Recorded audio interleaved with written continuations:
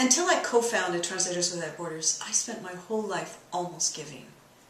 When I was at university, I almost joined a crisis line. Later on, I almost became a big sister. And then when I moved to France, I almost read books for the blind. But I was always too busy running my business, raising my son.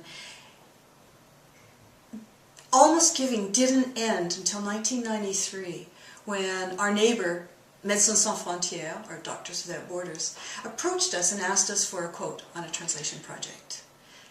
Doctors Without Borders does such great work that I asked them, well, if we don't charge you for the work, for the translation, is that like a donation to your work? And if we did, what would you do with the money? And they said, we will totally put that money into work in the field. And I thought, great. So finally, I wasn't almost giving, I was doing something that was really, really helping. Translation is critical to NGOs or non-governmental organizations so they can communicate with all of their stakeholders, whether it's their donors, their staff, or the people they're helping. Médecins du Monde might come to us because they need to translate for their international staff the new neonatal treatment protocol. Médecins Sans Frontières, or Doctors Without Borders, might come to us because there's a humanitarian crisis going on somewhere in the world and they need to make the worldwide community, they need to tell the worldwide community what's going on so that they can send help. Like in the early days of Haiti, every day we were translating reports to the world of where help was needed, what kind of help was needed. Oxfam might need to reach out to their donors so they could come to us with a donor document, something explaining their activities. AMREF in Africa might need to make sure that the people they're trying to reach in the communities and the rural communities understand the information that they're giving them on how to protect themselves from AIDS, how to protect themselves from cholera or malaria. Goodplanet.org might come to us with a translation for their website so that they can reach the millions and millions of people in Indonesia and talk to them about protecting their forests. It's clear that without translation, NGOs can't communicate effectively, whether it's with their international staff, their international donors, or the people they're helping. Translation is essential. Sometimes there's just no budget for it. So where there is no budget, Translators Without Borders provides free translations of information that normally would never be translated and needs to be translated. It is important to be translated. Where there is a budget, the free translations that we provide them means that they can put that budget to other work in the field. And in fact, that's one of our requirements for accepting a new humanitarian organization. The question that we ask them is, if we don't charge you for this translation, what will you do with the money that you save? And in fact, we find that every dollar that NGOs save on their translations is another dollar that's available for work in the field. And that's so important to us. Another way we help NGOs is that we also help them raise more money for their work in the field. We help them raise more funding by letting them reach out to international donors. If I could just give you an example, a grassroots African NGO might come to us, and we can translate their website into English, for example, and that way they can reach out to the world. They can tell their story and hopefully attract the funding they need to do their grassroots work. We donate literally hundreds of thousands of dollars each year in humanitarian translations, and that makes us feel great. I mean, that is great.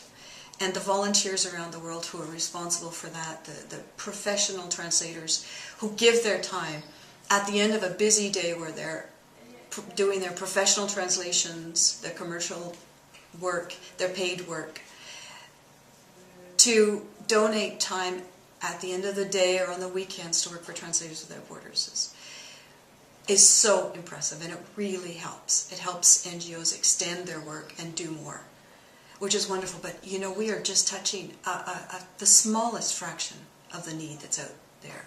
We're helping literally maybe 1%. Maybe 1% of the humanitarian organizations who need our help. So it's very, very important to us to be able to scale up our activities.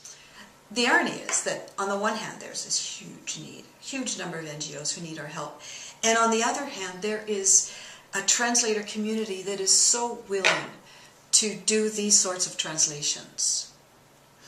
In between these two we had a bottleneck, and that bottleneck was project management. That's been our big focus, is to get rid of that bottleneck. So this year Prose.com, the largest translator community on earth, has helped us immensely get rid of this project management bottleneck. They've put 4 full-time programmers and a full-time project manager on the case, programming for us a translation center that automates a lot of the tasks that really do not need a human intervention. They don't need a human bottleneck. Thanks to this translation center, this automated platform, we can add 100 new NGOs right now. And this is just the beginning. This is the beginning of being able to scale up, to do more, to help more non-governmental organizations in more languages. And that's our second big goal, is to extend the range of languages that we do. Our big challenge in the future is to expand into the languages of the developing world, local languages.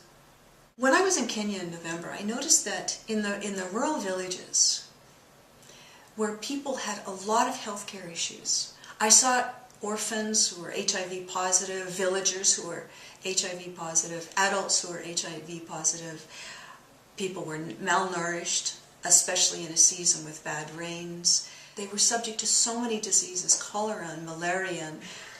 So, in other words, people who have a much bigger disease burden than we do, who need access to healthcare information even more than we do. And I was just scandalized to see that the only information they had access to was in English. That was a language that English is just not a language that they speak in the rural villages. And so our next big challenge is to bring together translators in local languages, to help mentor translators in local languages, so that they can translate this essential information for people in the poorest countries in the world. So that's our next big challenge, delivering translations in Kiswahili, in Nepali, in Hindu, in the important languages of the developing world. Our big task right now is to find the funds to hire an executive director who can drive these initiatives forward, who can help us meet our goal of translating more humanitarian words in more languages for more NGOs. Then we'll be truly translating for humanity.